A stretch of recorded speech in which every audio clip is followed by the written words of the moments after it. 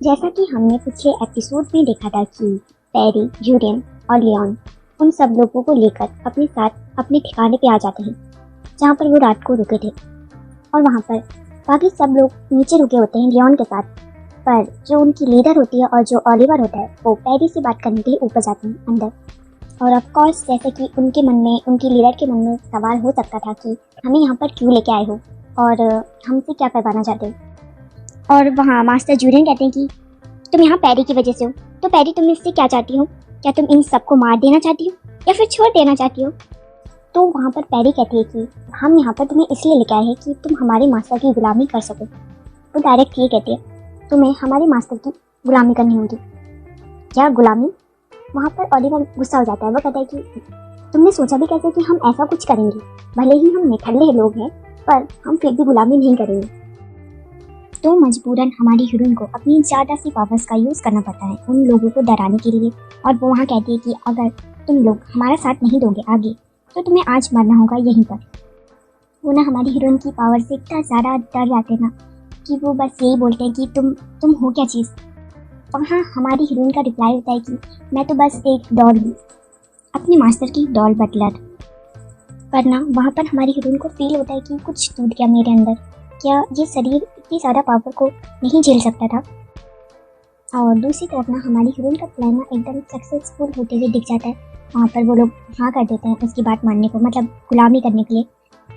हमारी हीरोइन अपनी पावर्स को हटा लेती है वो सारी चीज़ों को, और उनकी लीडर वहाँ पर अपना नाम बताती है, रेबिका। तो हमारी हीरोइन वहाँ कहती है कि मैं एक बटलर हूँ अपने मास्टर की, मेरा नाम पैरी है, और जिस रात की चुड़ैल से मिले थे तुम लोग उसका नाम लियोन है, और ये है मेरे मास्टर। तुम इन्हें मास्टर कहोगे या फिर माई लॉर्ड? वहाँ पर जूलियन कहता है कि मेरा नाम जूलियन है और मैं हूँ डीमन किंग का इकलौता बेटा। जहाँ वो लोग इतने ज़्यादा शौक में होते हैं कि क्या डीमन किंग, उसने अभी डीमन किंग कहा। और इसी के साथ वो उसे 3 नियम बताते हैं कि ऑर्डर्स फॉलो करना और हमेशा ईमानदार रहना। ओलिवर को छोड़कर बाकी सब डीमन किंग के महल जाने वाले हैं वहाँ काम करने के लिए। एक्चुअली वहाँ पर हमारी हीरोइन ने पहले से ही सोच रखा था कि मास्टर जूलियन का आगे चल के ये ओलिवर वो बनने वाला है असिस्टेंट। ये पर वो अभी मास्टर जूलियन को इस बारे में नहीं बताना चाहती थी। वहाँ मास्टर जूलियन कहते हैं तुम ऐसा क्यों कर रही हो, इसे क्यों रोक रही हो? सही वो तुम्हें इतना ज़्यादा पसंद है, पर हमारी हीरोइन उन्हें इग्नोर कर देती है। वहाँ उनसे कहती है कि तुम्हारे पास कोई सामान है तो जाके उसे ले आओ। वहाँ ओलिवर कहता है कि पर तुम्हें डर नहीं है कि अगर हम गए अकेले तो हम भाग जाएंगे? जहाँ पे पैरी कहती है कि इसलिए मैं तुम्हें अकेले नहीं जाने दूंगी। वहाँ ओलिवर डर जाता है। वो कहता है कि इसकी ज़रूरत नहीं है क्योंकि हमारे पास कोई सामान ही नहीं है लेके जाने के लिए। और पैरी वहाँ कहती है कि तुम्हें चिंता करने की ज़रूरत नहीं है, पर अगर तुम्हारे रूम की बात है ना तो तुम मेरे साथ मेरे रूम पे रह सकते हो। वहाँ पर ओलिवर ना मास्टर जूलियन का चेहरा देख कर कहता है कि क्या आपके साथ, पर क्या आप सच में सवार हैं इस बात पे? पीछे से मास्टर जूलियन आते हैं। वो कहते हैं कि हाँ बिल्कुल, जैसा कि पैरी ने कहा तुम पैरी के रूम पे रह सकते हो क्योंकि पैरी मेरे साथ मेरे रूम पे रहेगी। पैरी कहती है कि पर मास्टर जूलियन इसकी ज़रूरत नहीं है। पर जब वो उसके एक्सप्रेशन देखते हैं मास्टर जूलियन के तो वो वहाँ पर चुप हो जाते हैं। वो बहुत ज़्यादा खतरनाक होते हैं, बहुत ज़्यादा वियर्ड और अजीब। और वो वहाँ कहता है कि क्योंकि हम दोनों के बीच में एक बहुत ही ज़्यादा गहरा रिश्ता है जिसको मैं बयान नहीं कर सकता हूँ। और हमारी हीरोइन को हेनरी की एक बात याद आ जाती है कि उसने कहा था कि मास्टर जूलियन पैरी को कुछ अलग ही तरह से पसंद करते हैं, बहुत अजीब तरह से। और अब वो उसका डर और घबराहट हेनरी की हमारी हीरोइन को समझ में आ रही है। वहाँ पैरी कहती है कि क्या आगे चल के मास्टर जूलियन का ये रिएक्शन बहुत ज़्यादा खतरनाक साबित होने वाला है? शायद ऐसा नहीं भी हो, शायद, और मैं क्या भी कह सकती हूँ। और वो रेबिका होती है ना, वो अपने बाकी लोगों को बताने जाती है कि अंदर क्या बातें हुई और हमें अब क्या करना है गुलामी। ओलिवर तो उन लोगों को बहुत ज़्यादा गौर से देखते हैं, अपने साथियों को। और पैरी वहाँ कहती है कि मुझे उन पर शक है, हमें उन्हें अकेला नहीं भेजना चाहिए, कम से कम लियोन को तो उनके साथ जाना चाहिए। पर अगर लियोन गया तो हमारे पास कोई गार्ड नहीं रहेगा। अगर गार्ड नहीं भी रहेगा तो भी कोई फ़र्क नहीं पड़ता क्योंकि वैसे भी ये निठल्ले की तरह घूमने के अलावा कुछ नहीं पता। पर हम उसका इस्तेमाल कर सकते हैं। मास्टर जूलियन, जैसा कि हम पहले बात कर रहे थे प्रॉमिस के बारे में, तो क्या हम वो कर सकते हैं? जहाँ जूलियन तो खुश होता है, वो कहता है कि क्या, हाँ क्यों नहीं, चलो करते हैं। मास्टर जूलियन, मैं नहीं बल्कि ये लोग, क्या हम इन लोगों के साथ आत्मा की कसम जैसा कुछ नहीं कर सकते हैं, जिससे कि ये लोग हमें कभी धोखा ना दें? और वहाँ मास्टर जूलियन के एक्सप्रेशन चेंज हो जाते हैं। वहाँ वो गुस्से में होता है। वो कहता है कि नहीं, ये बहुत ही सारा बुरा आइडिया है, हम ऐसा कुछ नहीं करेंगे। अपने पूरे जीवन में सिर्फ एक बार ये कसम खाई जाती है, वो भी किसी एक के साथ।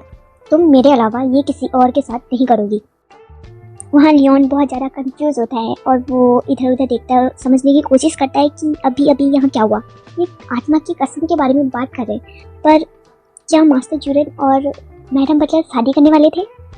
एक्चुअली डीमंस की शादी होती है आत्मा की कसम के साथ, और वो लोग पूरे जीवन भर साथ रहते हैं। इसका शादी होती है। इसलिए तो मास्टर जूलियन पैरी से बार बार कह रहे थे कि कसम खाओ खाओ कसम। और वो वहाँ कहती है जूलियन से कि मास्टर जूलियन, मैं ऐसा क्यों नहीं कर सकती हूँ? इसमें इतना ज़्यादा बुरी तरह से गुस्सा होने वाली क्या बात थी? मैं ऐसा क्यों नहीं कर सकती हूँ? वहाँ लियोन कहते हैं कि वो क्या कहते हैं, मिस बटलर, आपको मैं कैसे बताऊँ, पर जो ये कसम है ना, वो सिर्फ अपने जीवन साथी के साथ बस एक बार खाई जाती है। जैसे कि शादी होती है, बिल्कुल वैसे ही हमारी हीरोइन वहाँ बहुत ज़्यादा शॉक में होती है कि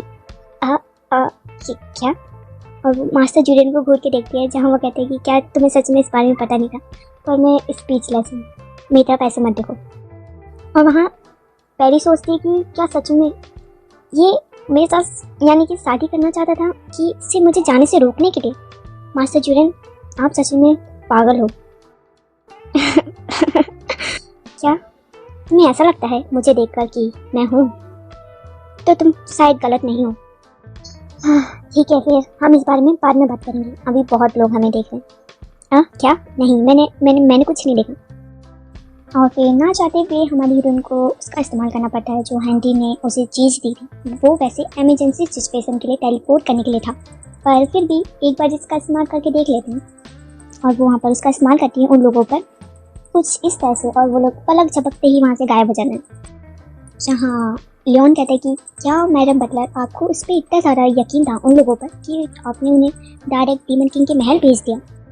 जहाँ वो कहती है कि नहीं, यकीन तो मुझे नहीं है, पर वो बहुत ज़्यादा यूज़फुल है। और यकीन की बात है तो यकीन तो मुझे तुम पर भी नहीं है, बिल्कुल भी नहीं। और जहाँ वो ओलिवर के बारे में बात करने लगती है कि तुम तो एक फेरी हो ना, तुम तो इंसानी दुनिया में रहते हो, पर तुम मुझे छोड़ के यहाँ क्यों आए? कोई खास वजह? जहाँ ओलिवर बताता है कि इंसानों ने हमसे वो सारी चीज़ें छीन ली जो वो चाहते थे, फिर हम पे हमला कर दिया। वहाँ पैरी कहती है कि पर तो तुम लोगों ने ड्रैगन से मदद क्यों नहीं मांगी? वो तो इंसान के दुश्मन है ना, और दुश्मन का दुश्मन तो दोस्त होता है।